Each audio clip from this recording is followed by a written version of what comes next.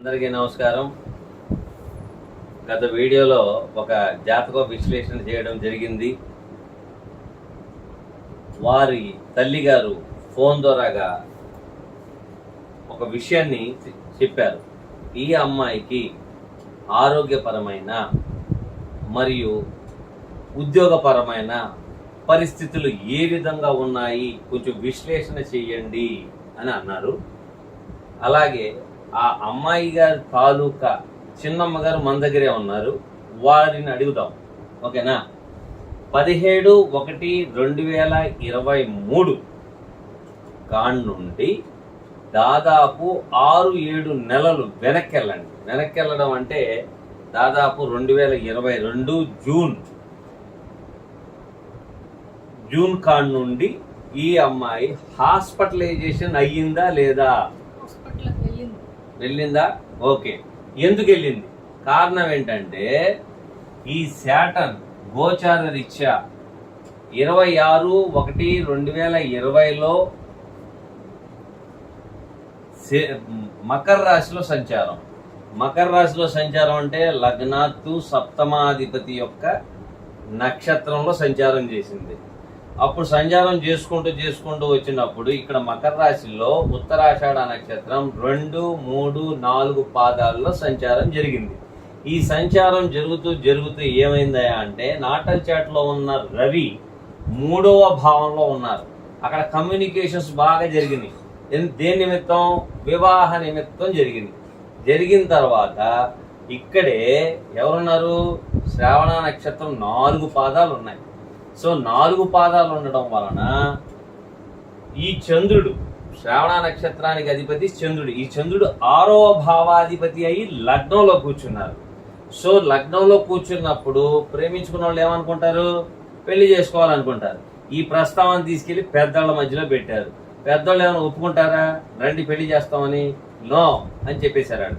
చెప్పినాక ప్రయత్నము పునర్ప్రయత్నము అంటే ఇదేంటి? ఎప్పుడైతే Saturn in the star of moon, అక్కడ పునర్భూ దోషము.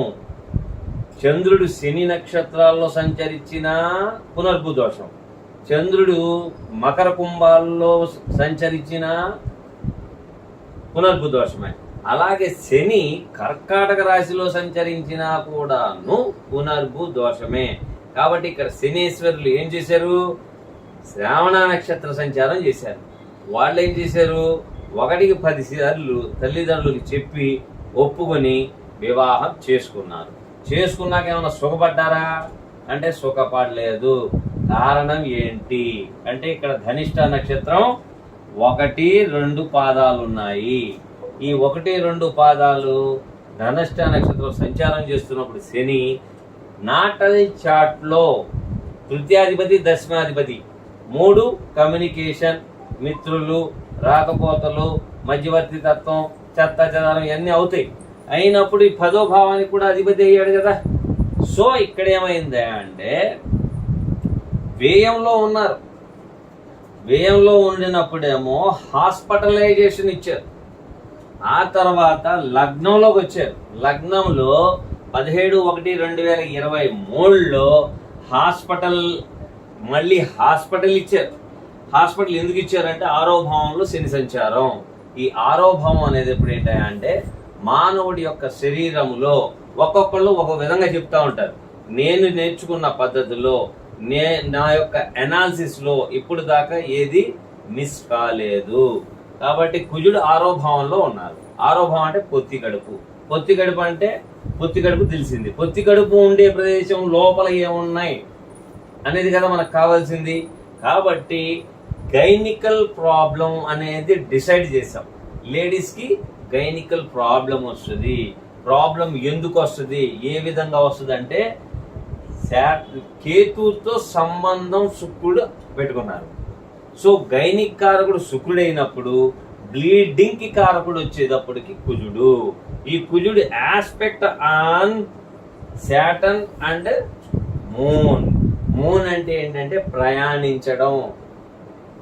కుజుడు బ్లడ్ కి కారకత్వం వహించే గ్రహం కాబట్టి మళ్ళీ 17/1/2023లో హాస్పిటలైజేషన్ ఇప్పటికీ ఉద్యోగం లేదు అని కూడా ఇచ్చాం. ఉద్యోగం కూడా ఎందుకు తీసుకున్నాము అంటే 3-10కి అధిపతి అయిన కుజుడు 6లో పడ్డారు. 6లో పడితే మనం సహజంగా ఏం చెప్పుకుంటాం, 2, 6, 10, 11 అంటాం. ఓకేనా? 6లో పడితే బాగానే ఉంది కదండి, ఉద్యోగం ఎందుకు పోయింది, పోకూడదు కదా.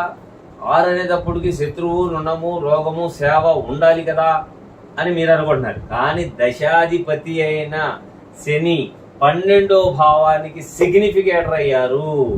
అది మీరు మర్చిపోకూడదు. 12 అంటే ఏంటి? దూరము. ఆ ఉద్యోగం పోకుండా ఉండాలంటే ఏం చేస్తే పోకుండా ఉండేది? ఇక్కడ 12వ భావం చారిటీ కాబట్టి అప్పుడు ఆ సమయంలో ఆ జాతకురాలకి చారిటీ చేద్దామనే ఆలోచన రాదు రాదు రాదు. కాబట్టి ఈ విధంగా ఉద్యోగం పోయింది.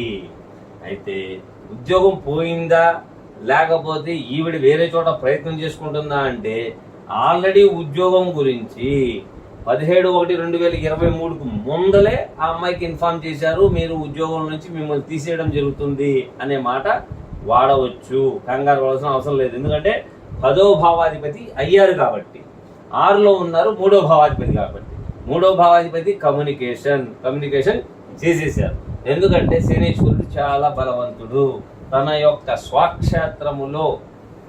స్వక్షేత్రంలో సంచరించే సమయంలో అది బాధకం అయింది.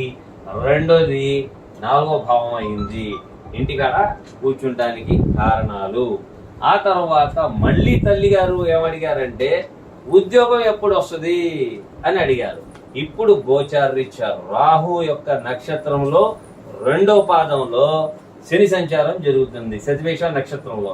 సో సతివేష నక్షత్రాధిపతి అయిన రాహువు నాటల్ చార్ట్ లో 8వ భావంలో ఉన్నారు కాబట్టి ఇబ్బందిదాయకమైన వాతావరణం.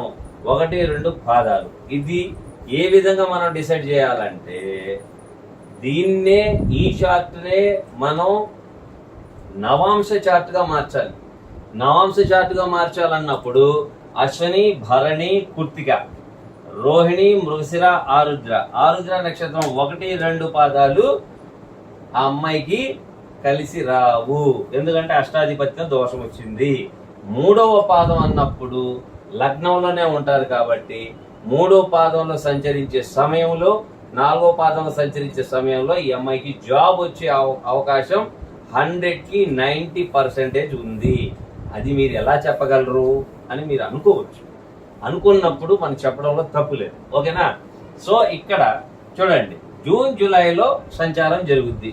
జూన్ జూలైలో సంచారం జరిగినప్పుడు 2వ భావంలో, అంటే ఇక్కడ భావ ప్రకారంగా 2లో ఉన్నారు, రాశి ప్రకారంగా 3లో ఉన్నారు, ప్రయత్న స్థానంలోనే ఉన్నారు. కాబట్టి ఈ లగ్నానికి పంచమాధిపతి అష్టాధిపతి అయిన బుధుని యొక్క నక్షత్రం ఎక్కడ? మీన రాశిలో ఉంది. మీన రాశిలో ఉన్న బుధుడిని టచ్ చేస్తే అప్పుడు ఇక్కడ 4వ భావంలో ఉన్న బుధుని యొక్క ఫలితాలు. అప్పుడు కూడా ఎలా తీసుకోవాలి మనం? ఈ అమ్మాయి ఆఫీస్కి వెళ్తుందా, ఇంట్లో ఉంటుందా అంటే ఆయన 4వ భావంలో ఉన్నది కాబట్టి ఆన్లైన్లో ఇంటికాడ ఉండి జాబ్ దొరికే అవకాశం 100కి 90% ఉంది అని చెప్పడం జరిగింది. ఓకేనా? సో విశ్లేషణ అనేది ఇలా చేసుకుంటూను గోచారం కూడాను మనం చూసుకోవాలి. చూసుకోకుండా ఏదో వచ్చేసిద్దని చెప్పేంత కాదు కదా. సో అక్కడున్న నక్షత్రాలని, ఉన్న భావాల్ని మొత్తాన్ని క్రోడీకరించి మనం అనాలిసిస్ చెప్పడం జరిగింది. Thank you.